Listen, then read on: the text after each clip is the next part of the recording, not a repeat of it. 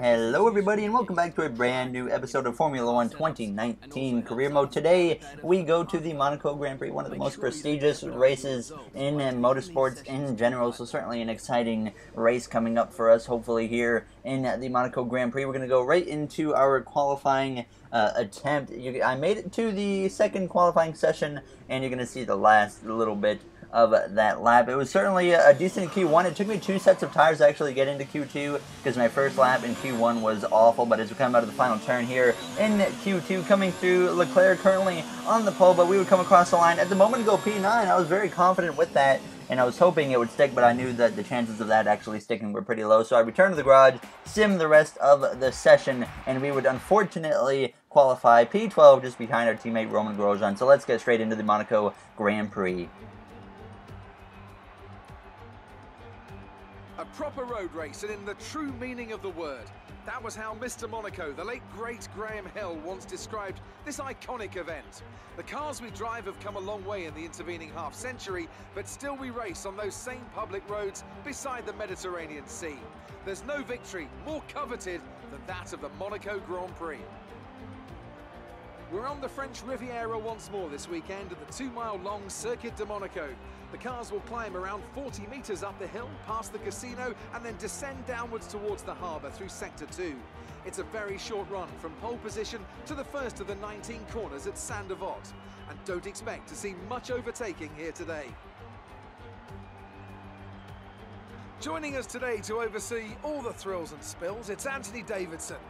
And great to see you. How are you feeling about the race today, and how are the circuit conditions from what you've seen? Well, it's looking a bit cold out there, if I'm honest. These tyres have quite a narrow operating window in terms of the temperatures they need to extract the best grip. So with a cold track surface, it's going to be harder to keep those temperatures up, which will lead to lower grip and maybe more mistakes.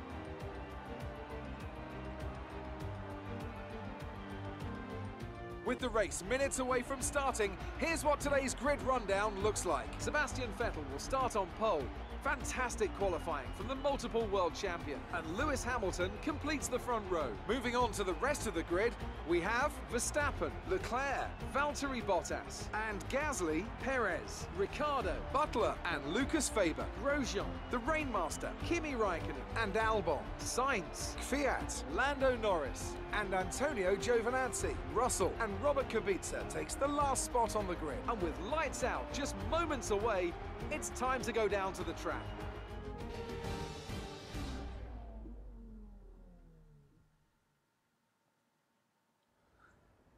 No heroics into Saint-Devote, please. We're in amongst the pack and just need to stay in one piece. Alright, whatever you say, Jeff. We're ready to get going here with the Monaco Grand Prix, taking a bunch of fuel out of the car. It's going to be a 2-stop race, a medium, starting on the mediums, going to the mediums for our first stop, and then going to the soft tire for our second and final stop, hopefully here in the Monaco Grand Prix, as we're ready to get going here for the formation lap, starting behind our teammate of Roman Grosjean. Obviously, coming into this, Grosjean has beat me twice, and I have beat him 3 times, so we're doing pretty even so far this season in terms of beating each other on the track in these races. Not really sure who should be the first driver right now as we go down, getting ready towards the end of our formation lap at this point, lining up on the grid as we're ready to go green from the 12th starting position. Sebastian Vettel did get the pole for this race, so he's ready to try and fight for his Monaco Grand Prix win, with Lewis Hamilton starting in the 2nd position now as we're ready to go green. It's 5 red lights now. Vettel leads the way, and we are going here in the Monaco Grand Prix. Vettel already clear of Hamilton, no issues at all as he goes down towards turns 1, as we're taken 3 wide by Albon there, and Raikkonen for a moment as we come through turns 1. Albon takes the position from myself as we head up the hill, and we drop 2 positions on the opening start here in Monaco. Certainly well known that I've been struggling on my starts quite a bit here this season in Formula 1 now as we come out of the corner just in front of Carlos Sainz there in the McLaren, taking it very easy obviously on this first lap, especially as we head down into this very slow left hairpin now as we're just under 30 miles per hour through the center of that corner. So very slow through there obviously on the first lap, so we were just being very careful throughout this whole first lap. But once you get through here is really when you can start to pick up the pace now as we come through the tunnel for the first time here in the Monaco Grand Prix behind Alexander Albon there in the Toro Rosso. As certainly I didn't have the pace that I wanted on this first opening lap, and really the second lap. It certainly took me a minute to really get back into the rhythm that I needed to be in now as we come through just about getting into the barrier there. Obviously one of the most narrow tracks. I believe this is the most narrow track on the Formula One schedule. Singapore, kind of a little bit similar in narrowness, but it's still a pretty wide track at the same time. Now as we come through on the exit of the corner there, staying right on the back of the gearbox of Albon, but I wouldn't be able to quite get a pass on him on this first or second lap. Now as you see me coming through turns 1, just couldn't quite be able to get right to his gearbox to make a move. And as we came through now on lap 3, approaching lap 4, still right on the back of Albon, saving my ERS at the moment, getting ready to try and set him up for a pass as we go down towards turns 1. Albon holding on to that position now as we exit the final turn, putting the DRS in activation mode now as we come through across the line, heading down towards turns 1. We're going to set it up the inside of Albon. A slight lockup and slight contact is made with Alexander Albon there on my left front, and that would actually give me a little bit of wing damage as we went through up the hill into the next few corners. I would discover that we had damaged the left side of the front wing. Not bad, it's in between yellow and green, but it was certainly enough to impact the handling of the car. I felt it right away when I went through a left-hander, but as it came to lap 6, we had to keep focused. And I was closing in on the back of Lucas Weber here as he was sitting right on the gearbox of Daniel Ricciardo in the Renault there as you come through the right-hander. So certainly closing in on these guys, even though we have that little bit of wing damage, it certainly wasn't enough to really severely impact the speed on the car, but it certainly was slowing me down just a little bit, I felt. Now as we head down on the exit of the tunnel, heading in through the little left and right-hander. One of my favorite corners in Formula One right there. Now as we come through on lap 8, right on the gearbox of Lucas Weber. Daniel Ricciardo had just came into the pit lane, so it was just myself and Weber at this point trying to get a move into turns 1, but I just couldn't quite get to his gearbox and try to make a move, so I was stuck behind him for another lap. And as we came through towards the end of lap 9, Weber obviously due to come into pit lane here. He's on the soft tire, and this would be the moment that he would come off and go into the pit lane, so we would take over the position for the moment there as we went down the front straightaway. So up inside the top 10 right now on a different strategy obviously than many of the cars in front of us, up into P5 at this moment. And behind us, Sebastian Vettel, who started on pole, had pitted, and he was quickly going through the field, and he had ran me down by the time we came to lap 12. So of course I'm going to get over on the left side to let him go, as there's no point of holding up a Ferrari, a Mercedes, or a Red Bull. Obviously they're so much faster than us right now, so what's the point of fighting them? Now as we come through on lap 13 though, Vettel had driven away as we make a big save there through the right-hander, certainly losing the back end of the car. Get a warning for corner cutting there as I just lost the back end and made a large save. Certainly did not expect that to happen. It certainly caught me off guard, but thankfully we held on to it. But obviously now we came to lap 15, making our first pit stop of the day here in Monaco.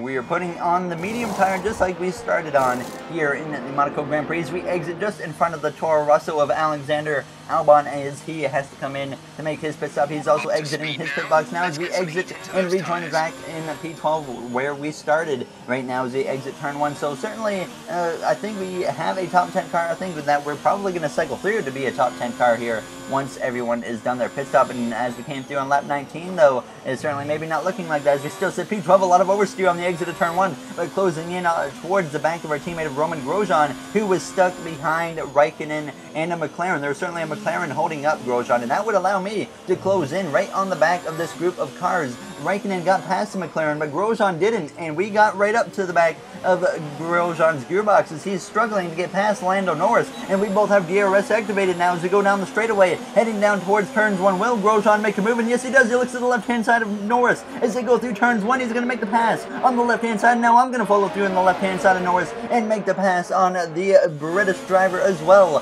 There as we follow our teammate Roman Grosjean up the hill down through the left-hander. So certainly moving up into a P9 position inside the top 10.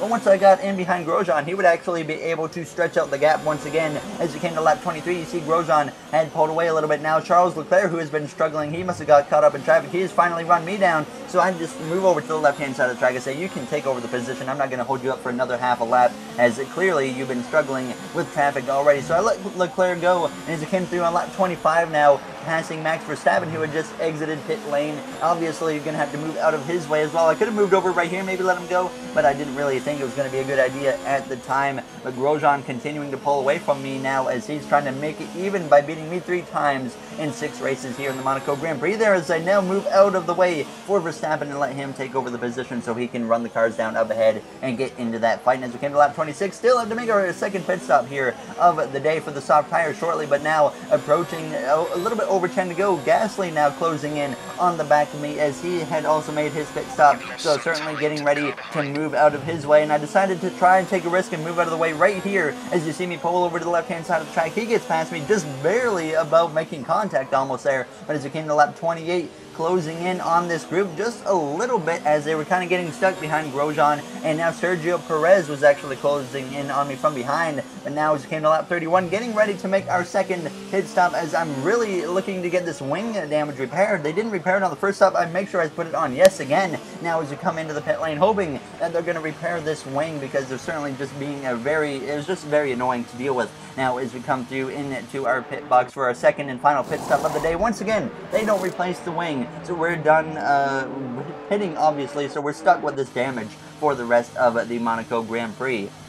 Right now, though, exiting the pit lane here in the 10th position, just in front of the McLaren of Carlos Sainz, who's coming up with a lot of speed. We're going to do everything we can to make sure we get out of turn 1 ahead of him, and thankfully, we stay ahead of Carlos Sainz. He's on the hard tire, so we're probably going to have no problem driving away from Carlos Sainz now, even with the slight wing damage on the left-hand side now as we come through the right-hander. Already starting to pull away from Carlos there as he went down the straightaway into the next right-hander with under 10 laps to go at this point. So certainly running out of time to make something happen now as we come through the hairpin. Certainly the slowest corner, obviously, in Formula 1 now as we came through at the end of the 32nd lap here. There's certainly a good gap between myself now and Carlos Sainz. Roman Grosjean, our teammate, had come to pit road. He was now 4.2 seconds ahead at this point. So certainly looking like we're not going to catch him. Now we had to deal with Kimi Raikkonen. Grosjean had passed Raikkonen. Now it was my time to deal with Raikkonen as it came to lap 34, and I was closing in on Grosjean, so I was certainly not enjoying having Raikkonen in my way, so we have to make a move as we go down towards turns 1. Raikkonen trying to hold on, but we're going to lunge up the inside and make the pass on Raikkonen there as we take over the position. P8 or P9 it is now as we head up the hill here late in the Monaco Grand Prix, so holding on to that position over Kimi Raikkonen. And only 5 laps remained at this point, so I knew our chances of running down Grosjean were certainly dropping pretty quickly. Now it's 2.3 seconds at this point as it came to approaching just 2 to go. Just couldn't quite run down our teammate of Grosjean, so certainly looking like he is going to even it up with beating me 3 times, and we beat him 3 times. So certainly a very equal right now team battle between myself and Grosjean. And as it came to the last lap, I'd given up a bunch of time saving my ERS in fuel, and I put it into hot lap and put the fuel into rich on this final lap to see exactly what we can do, hopefully setting a faster lap now as we come through the right-hander for the final time. Grosjean putting a great race together compared to myself now as we come through the corner. He's about 3 seconds ahead as we set our personal best Sector 1 time of the Grand Prix now, as Sebastian Vettel at this point is leading as he comes through into the final corner just in front of Lewis Hamilton and Valtteri Bottas. Now as he comes down the front straightaway, Sebastian Vettel wins the Monaco Grand Prix. Hamilton second, Bottas comes through to get the final podium position with a 3rd place finish there. Vettel could have been his final Monaco Grand Prix win there if we go into Ferrari next season and potentially take over his position now as we come through the little bus stop there for the final time here in Monaco. A little bit of oversteer on the exit of the corner. Certainly not a great lap for myself here on the final lap of the Monaco Grand Prix. Grosjean continuing to be about 3 seconds ahead now as we come through this final sector, getting some oversteer, getting into the wall, picking up some more wing damage on the right side now this time. Now as we come through into the penultimate corner, heading down into the final corner, more oversteer as I was certainly pushing a little bit too hard on this final lap, but we're going to come through down the front straightaway in our first Monaco Grand Prix to finish in the 9th position. So not a bad finish in my opinion. Top job, my friend, top job. I was a bit worried about this one at the start of the weekend, but you pulled through. I was a little bit worried too, Jeff, but thankfully we come out with a 9th place finish here in the Monaco Grand Prix. Here's our winner, pulling their Ferrari into Parc Fermé. What a fantastic race it was. Anthony Davidson, how do you think they were able to set themselves apart today? I think a large part of the result comes down to temperament. They were able to keep their heads when everyone around them was losing theirs, and that's allowed them to get the best out of the car, to maximise the strategy, and to stay out of trouble.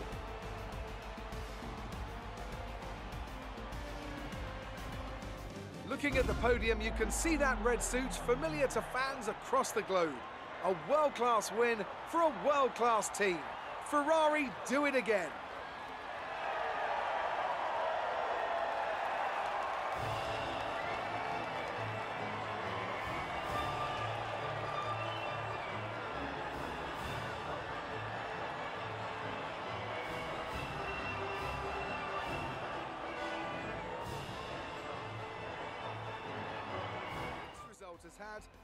All right, so there you have the finishing order on your screen right now. So Grosjean gets 8th, we get P9. The standings right there. Grosjean once again hops back over me, 1 point ahead. We've been kind of leapfrogging each other for the last few races there, as we were 1 point ahead. He was 1 point ahead. We jumped back in front. He's now back in front there with a 1 point advantage over myself. Toro Rosso and Williams still looking for their first points on the season. Now, as you see, Hamilton has an 18-point lead over Vettel. Bottas down there quite a bit by like over 60 points, so he's certainly got some work to do.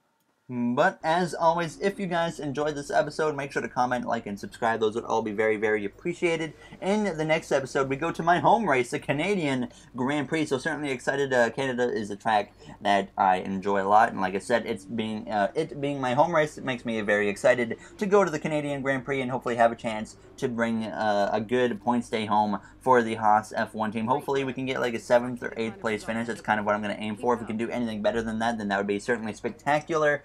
But we'll see what we can do. Obviously, we got to make some more adjustments, or upgrades, sorry, to the car here. Hopefully, we can get about 3 upgrades that are successful going into the Canadian Grand Prix. That's kind of what I was aiming for, so that would be really nice. We'll also do a gearbox durability upgrade, just so we can hopefully have this gearbox wear a little bit less over time now. So 3 upgrades hopefully coming for the Canadian Grand Prix, our home race. So we're going to see what we can do now, as you see the little, whatever you call this, on the screen, just the finishing positions for every driver. Hamilton's only lost 2 races this season, and his worst finish is 2nd. So I'll see you guys in the next episode. Thank you for watching, everybody, and have yourselves a great day.